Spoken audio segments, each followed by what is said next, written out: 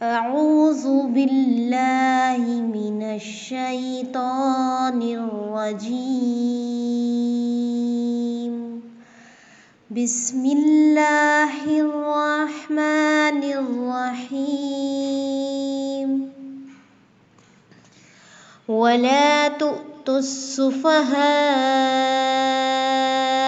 أموالكم التي جعل الله لكم قياما وارزقوهم فيها واكسوهم وقولوا لهم قولا معروفا وابتلوا اليتامى حتى إذا بلغوا النكاح فإن آنستم منهم رشدا فادفعوا إليهم أموالهم ولا تأكلوها إسرافا وبدارا أن يكبروا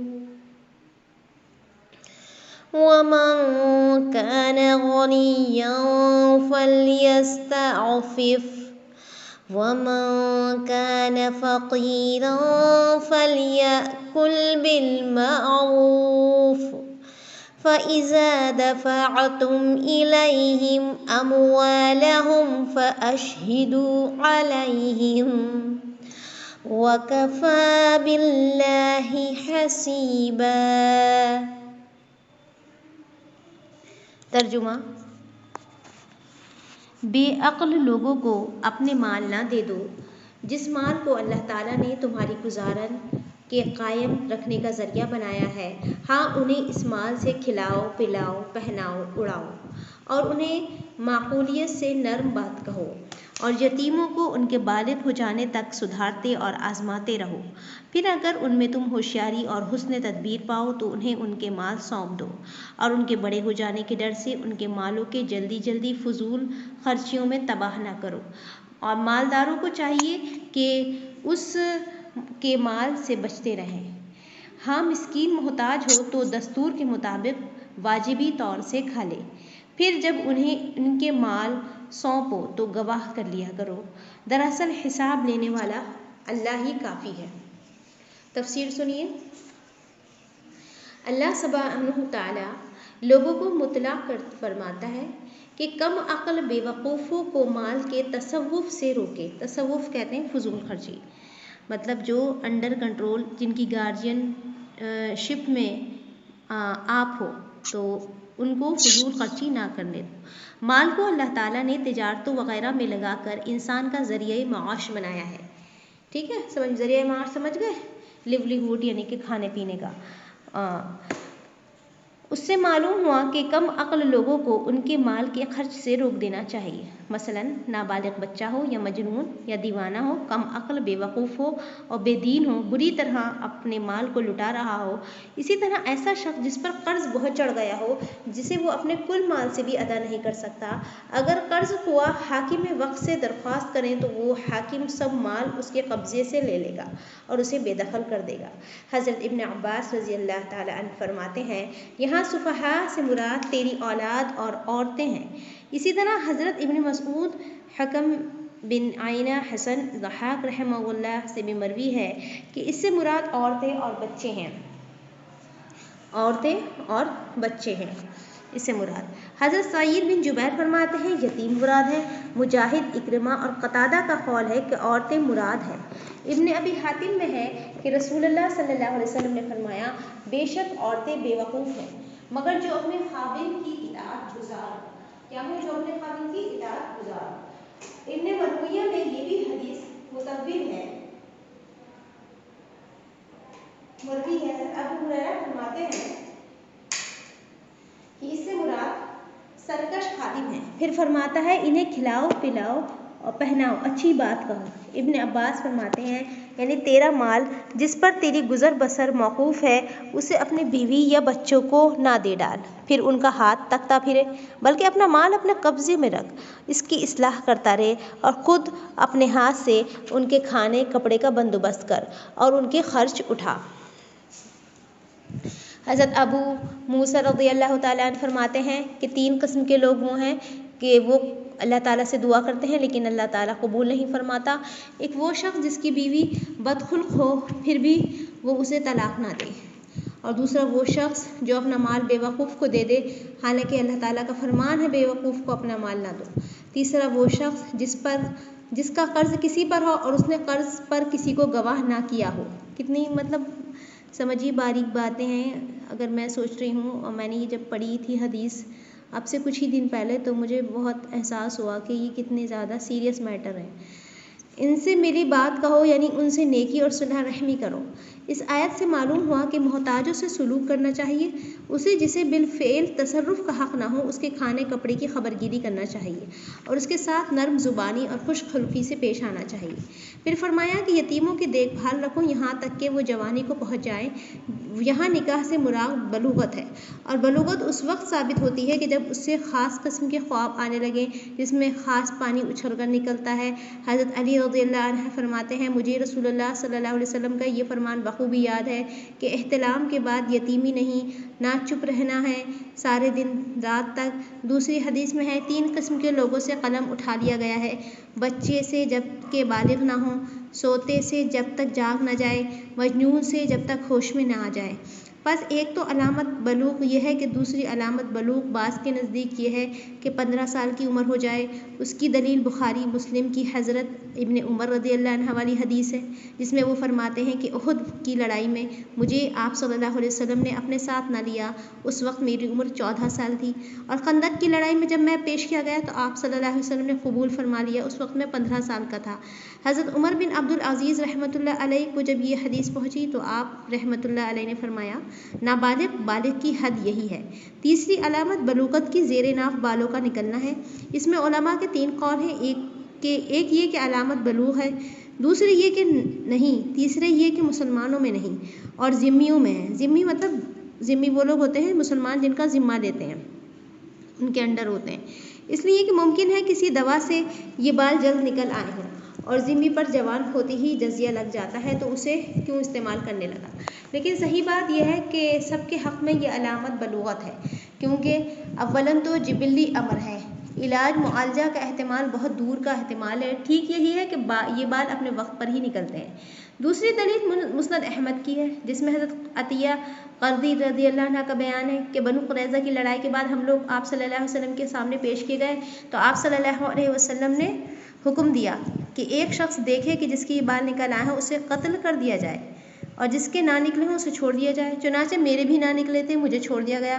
سنن اربعہ میں حدیث ہے، امام ترمذی اسے حسن صحیح فرماتے ہیں. حضرت سعد رضی اللہ عنہ کے فیصلے پر راضی ہو کر یہ قبیلہ لڑائی سے باز آیا تھا. پھر حضرت سعد رضی اللہ عنہ نے فیصلہ کیا کہ ان میں سے لڑنے والے تو قتل کر دیے جائیں اور بچے قیدی بنا لیے جائیں. ٹھیک ہے، بلوغت کی پہچان بتائی یہاں پہ میچیورٹی کی. غرائب بن ابی عبید میں ہے کہ ایک لڑکے نے ایک نوجوان لڑکی کی نسبت کہا کہ میں نے اس سے بدکاری کی ہے، دراصل یہ تہمت تھی.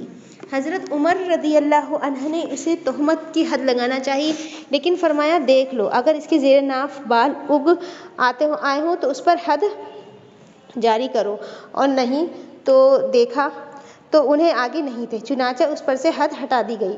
پھر فرماتا ہے جب دیکھو کہ یہ اپنے دین کی صلاحیت اور مال کی حفاظت کے لائق ہو گئے ہوں تو ان کے ولیوں کو چاہیے کہ ان کے مال انہیں دے دیں بغیر ضروری حاجت کے، صرف اس ڈر سے کہ یہ بڑے ہوتے ہی اپنا مال ہم سے لے لیں گے. تو اس سے پہلے ہی ان کے مال کو کیا کر دیں، اس سے پہلے کہ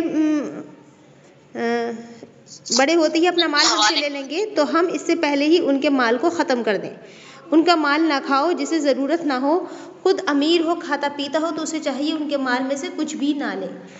ٹھیک ہے، کیا چاہیے اس کے مال میں سے کچھ بھی نہ لے.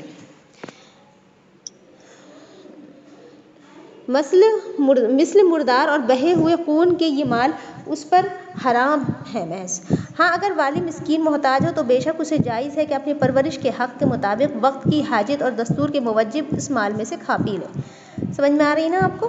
اپنی حاجت کو دیکھے اور اپنی محنت کو. اگر حاجت محنت سے کم ہو، حاجت کا مطلب خواہش، اگر محنت سے کم ہو تو حاجت کے مطابق لے، اگر محنت حاجت سے کم ہو یعنی کہ جو محنت کی ہے اس کے ساتھ اگر وہ خواہش سے کم ہو تو محنت کا بدلہ لے، یعنی کہ کم لے، کوشش کیا کرے کم لینے کی، کہ اگر خواہش کم ہے اور محنت زیادہ ہے تو پھر خواہش پر چلے، اور اگر محنت کم ہے خواہش زیادہ تھی تو محنت کے حساب سے لے۔ سمجھ میں آ رہی کتنی زیادہ اس میں مصلحت ہوگی، کہ مطلب ایسا بھی نہ ہو کہ کوئی گارجین شپ نہ لے ایسے یتیم بچوں کی، اور پھر سارے لوگ یہی کہیں کہ یہ بہت مشکل ہے ان کو اپنے ساتھ رکھنا اور ہم عمل نہیں کر پائیں گے اللہ تعالیٰ کے احکام پر۔ تو اللہ تعالیٰ نے اس پر بہت زیادہ اجر بھی بتایا ہے اور اس کا طریقہ بھی بتا دیا ہے کہ اگر کوئی مسکین ہو بہت کمزور ہو تو وہ لے سکتا ہے، کس طرح لے گا یہ بھی بتا دیا گیا ہے۔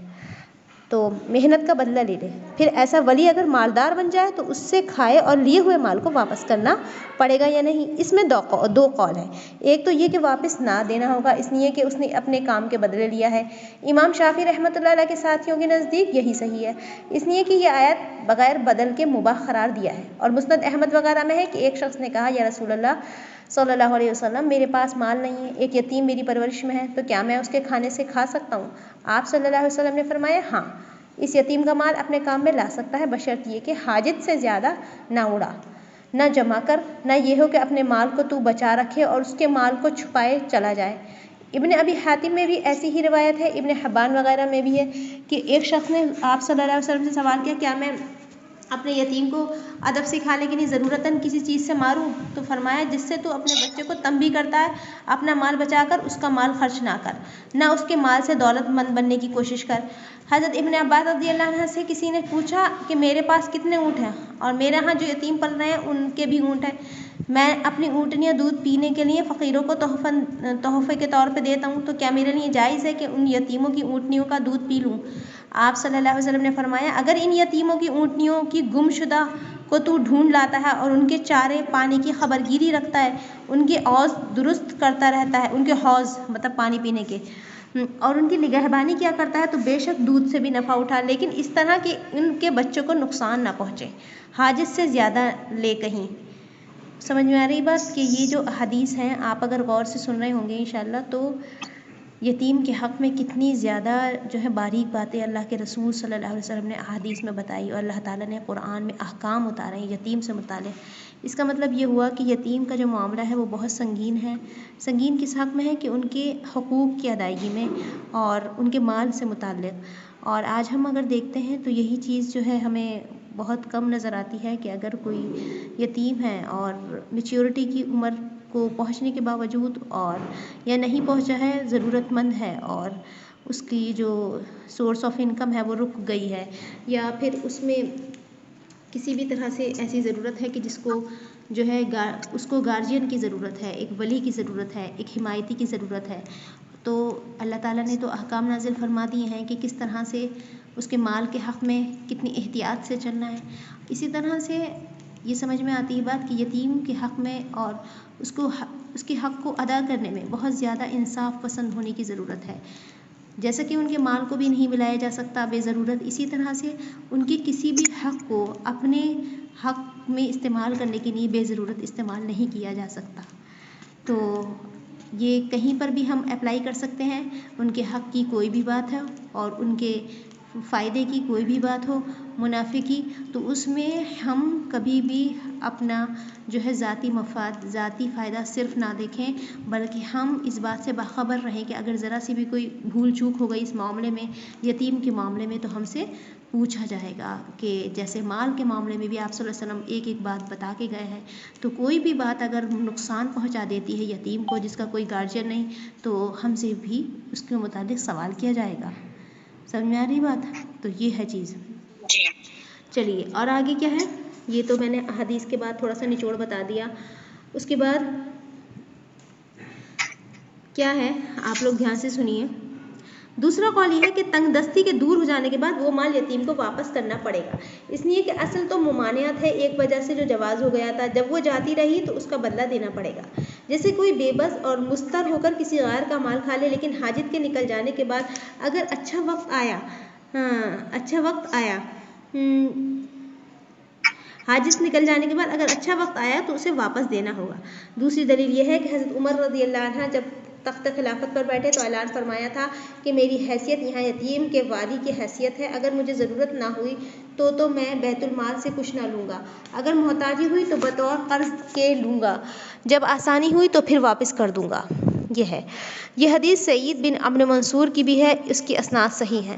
بیہقی میں یہ حدیث ہے، ابن عباس رضی اللہ عنہ کی اس آیت کے جملے کی تفسیر میں مروی ہے کہ بطور قرض کے کھائے، بھی مفسرین سے یہ مروی ہے کہ حضرت عبداللہ بن ابن عباس فرماتے ہیں کہ معروف سے کھانے کا مطلب یہ ہے کہ 3 انگلیوں سے کھائے، اور روایت میں آپ سے مروی یہ ہے کہ وہ اپنے مال کو صرف اپنی ضرورت پوری ہو جانے کے لائق ہی خرچ کرے تاکہ اسے یتیم کے مال کی حاجت ہی نہ پڑے۔ حضرت عامر شعبی رحمۃ اللہ علیہ فرماتے ہیں کہ اگر ایسی بے بسی ہو جس میں مردار کھانا جائز ہو جاتا ہے تو بے شک کھا لے، لیکن پھر ادا کرنا ہوگا۔ یحییٰ بن سعید انصاری رحمۃ اللہ علیہ، ربیعہ رحمۃ اللہ علیہ سے اس کی تفسیر یوں مروی ہے کہ اگر یتیم فقیر ہو تو اسے ولی کی اس ضرورت کے موافق دے اور پھر اس ولی کو کچھ نہ ملے گا۔ عبارت میں یہ ٹھیک نہیں بیٹھتا، اس لیے کہ اس سے پہلے یہ جملہ بھی ہے کہ جو غنی ہو وہ رک جائے، یعنی جو ولی غنی ہو، تو یہاں یہ مطلب ہوگا کہ جو ولی فقیر ہو، نہ کہ یتیم فقیر ہو۔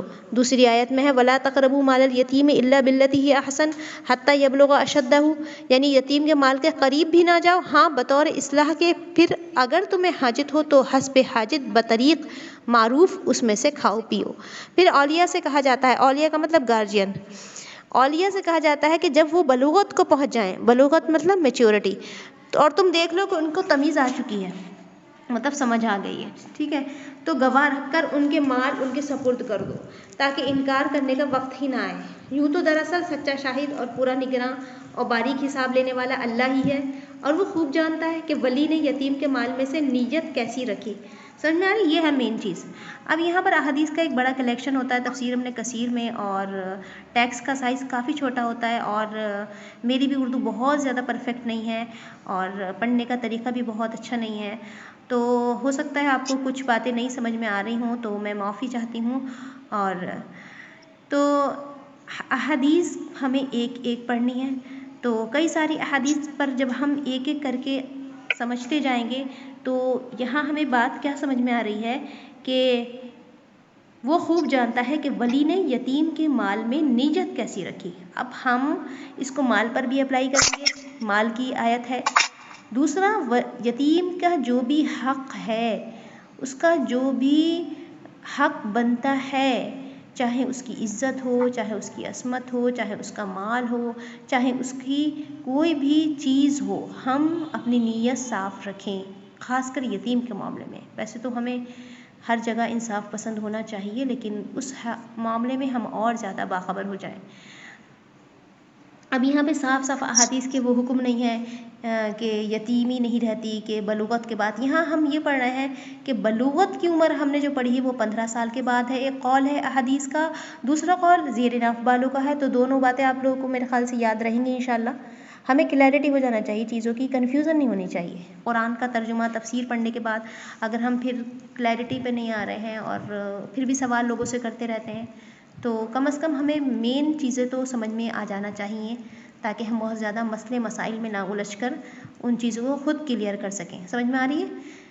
بلوغت یعنی میچیورٹی کی عمر 15 سال بتائی گئی ہے، اور ساتھ میں دوسرا قول زیر ناف بالوں کا ہے، اور اس کے بعد جو یتیمی کا معاملہ ہے وہ اس ولی کے حق میں بہت زیادہ سنگین ہے، بہت زیادہ سنجیدہ ہے، اور اللہ تعالیٰ نے مال کے لیے ایسی آیات اتاری ہیں کہ اس کے مال کو ملایا جا سکتا ہے لیکن بضرورت اس میں سے خرچ کیا جا سکتا ہے، اور اس کے مال کو استعمال نہیں کیا جائے بے ضرورت، اور اس کے مال کی حفاظت کی جائے جب تک وہ بلوغت کی عمر تک نہیں پہنچ جاتا یا پھر اس میں سمجھ نہیں آ جاتی، کیونکہ بہت سارے کیسز میں انسان ایک عمر کو پہنچنے کے باوجود، بلوغت کو پہنچ جانے کے باوجود سمجھ اور عقل میں پیچھے ہوتا ہے، تو ایسے لوگوں کو بھی ان کے مال ان کے ہاتھوں میں نہیں دیے جائیں کہ کہیں وہ نقصان اٹھا لیں۔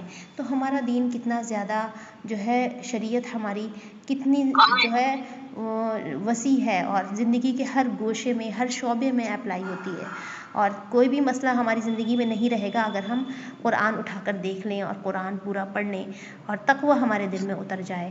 تو جس انسان میں صرف رب کا خوف ہے، اللہ تعالیٰ کا خوف ہے، تو وہ تو ہر برائی سے رک جائے گا اور کسی بھی الجھن کا شکار نہیں ہوگا اور صرف اللہ تعالیٰ کی رضا کے لیے اور ہر معاملے میں باخبر رہے گا اور الرٹ ہو کے کام کرے گا. اور ورنہ کہ وہ انسان جس کو اللہ تعالیٰ کا ڈر نہیں، تو وہ یتیم کے مال تو کیا، وہ کسی بھی مال میں دھوکہ فریبی سے کام لینے سے باز نہیں آئے گا. جس سے کہ آج کل ہم ماحول دیکھتے ہیں اور جو چل رہا ہے کہ اپنے فائدے کے لیے انسان کسی کے نقصان کی پرواہ نہیں کر رہا. تو اللہ تعالیٰ ہم سب کو اس روش سے، اس ماحول سے، ان فتنوں سے گمراہ کن ہمیں حفاظت فرمائے. ٹھیک ہے. صحیح مسلم شریف میں ہے کہ رسول اللہ صلی اللہ علیہ وسلم نے حضرت ابو ذر رضی اللہ تعالیٰ عنہ سے فرمایا، اے ابو ذر، میں تمہیں ناتوان پاتا ہوں، اور جو اپنے لیے چاہتا ہوں وہی تیرے لیے بھی پسند کرتا ہوں. خبردار، ہرگز دو شخصوں کا بھی سردار اور امیر نہ بننا، نہ کبھی کسی یتیم کا ولی بننا. اب یہاں پر جو ہے بڑی سخت بات ہے کہ نہ کبھی کسی یتیم کا ولی بننا. اور یہ جو حدیث ہے، اس سے پہلے بات کیا ہے ذرا آپ ایک بار اور سمجھ لیں. دیکھیے دوبارہ میں پڑھ رہی ہوں اس حدیث کو، غور سے سنیے آپ لوگ. اولیاء سے کہا جاتا ہے کہ جب وہ بلوغت کو پہنچ جائیں تو تم دیکھ لو کہ ان میں تمیز آ چکی ہے یا نہیں، تو گواہ رکھ کر ان کے مال ان کے سپرد کر کو. گواہ رکھنا ہے. جیسے میں نے بتایا کہ 3 شخصوں کی دعائیں قبول نہیں ہوتی. ایک کون ہے؟ جس کی بیوی بدخلق ہو، مطلب بدخلق کہتے ہیں بدتمیز، اس طرح سے مطلب اخلاق اچھا نہیں ہو اس کا. تو اور دوسرا کیا ہے؟ اور وہ طلاق نہ دے. دوسرا جو اپنا مال بے وقوف کو دے دے، حالانکہ اللہ تعالیٰ کا فرمان ہے کہ بے وقوف کو اپنا مال نہ دو. اور تیسرا وہ شخص جس کا قرض کسی پر ہو اور اس نے قرض پر گواہ نہ کیا ہو. تو قرض پر گواہ رکھنا کتنا ضروری ہے. ٹھیک ہے. اسی طرح سے یہاں پر آپ سمجھیے کہ گواہ رکھنا ہے جب مال سپرد کرنا ہے یتیم کے مال کو، تاکہ انکار کرنے کا وقت ہی نہ آئے. یوں تو دراصل سچا شاہد یعنی کہ گواہ جو ہے پورا نگران اور باریک حساب لینے والا اللہ تعالیٰ ہی ہے. وہ خوب جانتا ہے کہ ولی نے یتیم کے مال میں نیت کیسی رکھی. آیا یعنی کہ یا تو اس نے برا کیا، تباہ و برباد کیا، جھوٹ سچ کا حساب لکھا، یا صاف دیا، نیک نیتی سے کیا. ٹھیک ہے. اس کا مال پورا دیا، خیال رکھا اور حساب کتاب صاف رکھا. ان سب باتوں کا حقیقی علم تو اسی دانا، نگراں اور نگہبان کو ہے. کون؟ اللہ تعالیٰ. صحیح مسلم شریف میں ہے رسول اللہ صلی اللہ علیہ وسلم نے حضرت ابو ذر رضی اللہ تعالیٰ عنہ سے فرمایا، اے ابو ذر رضی اللہ عنہ، میں تمہیں ناتواں پاتا ہوں. اچھا، اب یہ سمجھنا ہے، ابو ذر رضی اللہ تعالیٰ عنہ سے کہا کہ میں تمہیں ناتواں پاتا ہوں، یعنی کہ کسی انسان کی ایبلٹی نہیں ہوتی اتنی کہ وہ ولی بن سکے. اس لیے ابھی میں نے پڑھی نا یہ حدیث، میری بھی سمجھ میں نہیں آئی، اس وجہ سے میں نے سوچا دوبارہ پڑھوں. وہی تیرے لیے بھی پسند کرتا ہوں. خبردار، ہرگز 2 شخصوں کا بھی سردار نہ بننا. اب ہوتا ہے کوئی انسان جو لیڈر نہیں بن سکتا، یعنی کہ 2 شخصوں کا بھی سردار نہیں بن سکتا، اور نہ امیر بننا. امیر بھی اسے کہتے ہیں مانیٹر کرنے والا. سمجھ میں آ رہی بات؟ اور کبھی کسی یتیم کا ولی نہ بننا، یعنی کہ آپ صلی اللہ علیہ وسلم نے بے پناہ محبت کے ساتھ فرمایا کہ ایسا نہ ہو کہ ان کے حق میں کوئی کوتاہی ہو جائے، کیونکہ بہت سارے لوگ ناتواں ہوتے ہیں، بوجھ نہیں اٹھا سکتے، نہیں سمجھ سکتے، بہت سارے میٹرز کو نہیں بول سکتے، نہیں کھڑے ہو سکتے. تو ایسے لوگ ایسا کام نہ کریں. ٹھیک ہے. سمجھ میں آ گئی ہوگی بات. آگے والی آیات سنیے. آیت نمبر کہاں سے پڑھ